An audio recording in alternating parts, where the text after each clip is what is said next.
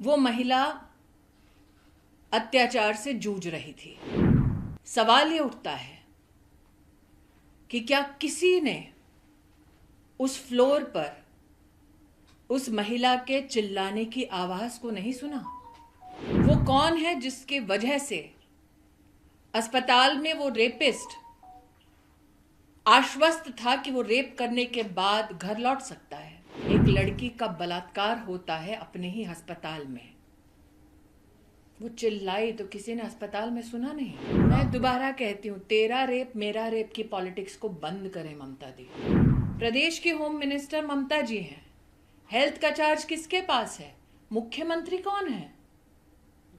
तो किसके खिलाफ वो प्रदर्शन कर रही थी?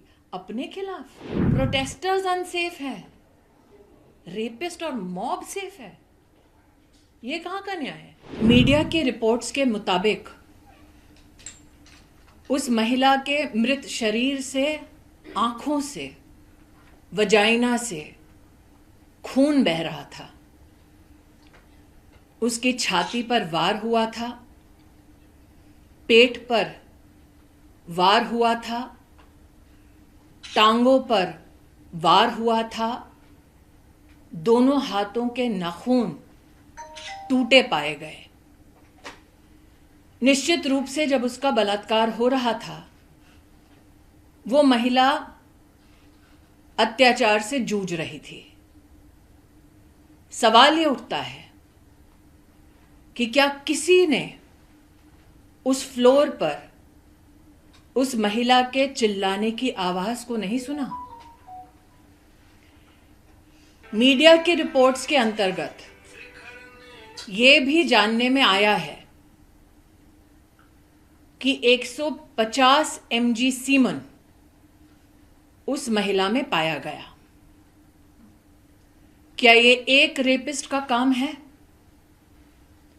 क्या ये संभव था कि वो व्यक्ति उस महिला को रेप भी कर रहा था, टांगे भी तोड़ रहा था, हाथ भी तोड़ रहा था, आंखें फोड़ रहा था, छाती पे मार रहा था, पेट पे मार रहा था? वो महिला चिल्ला रही थी और ना कोई सुन पाया, और ये सारा कृत्य उस एक रेपिस्ट ने अकेले किया। वो कौन है जिसकी वजह से अस्पताल में वो रेपिस्ट आश्वस्त था कि वो रेप करने के बाद घर लौट सकता है?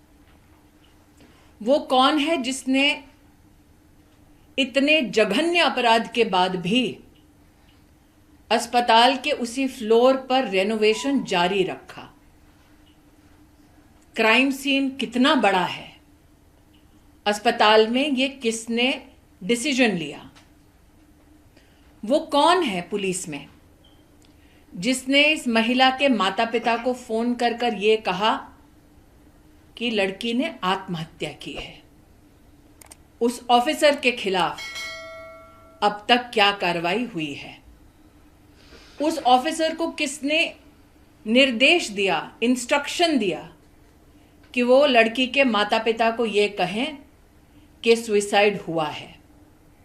वो ऑफिसर और उसका अगर सुपीरियर ऑफिसर है तो वो इस निष्कर्ष पर कैसे पहुंचे, और अगर किसी के इशारे पर पहुंचे तो वो व्यक्ति कौन है?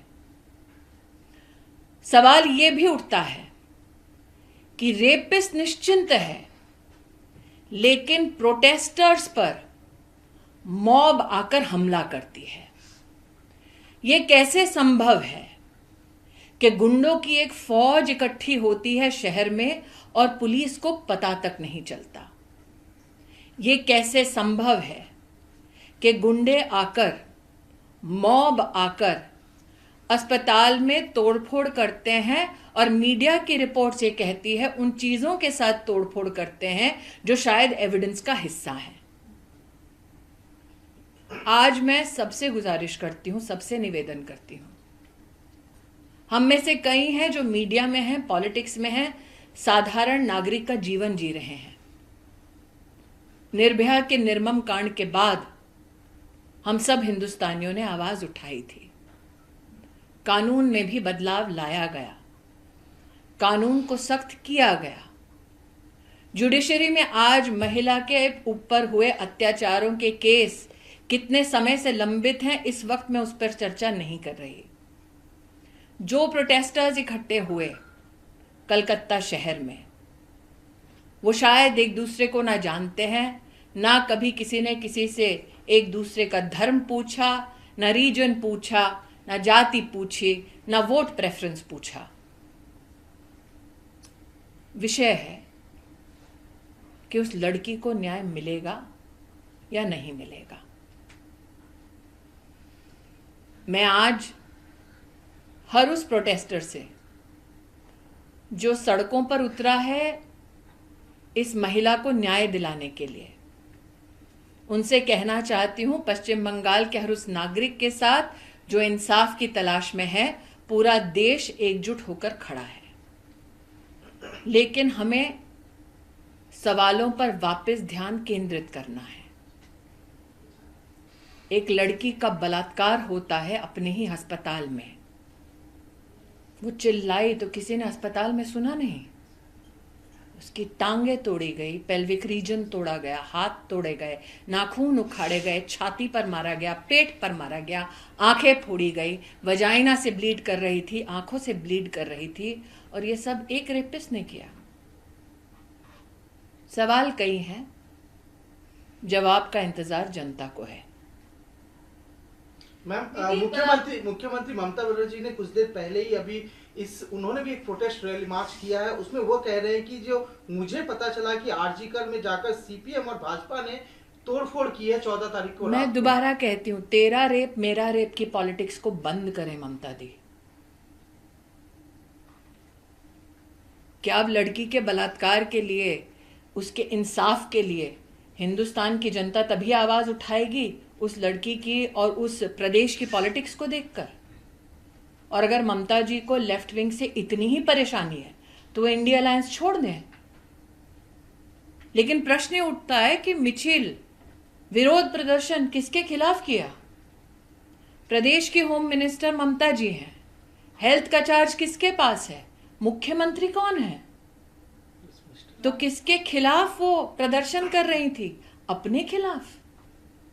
जनता की आंखों में धूल झोंकना बंद करें।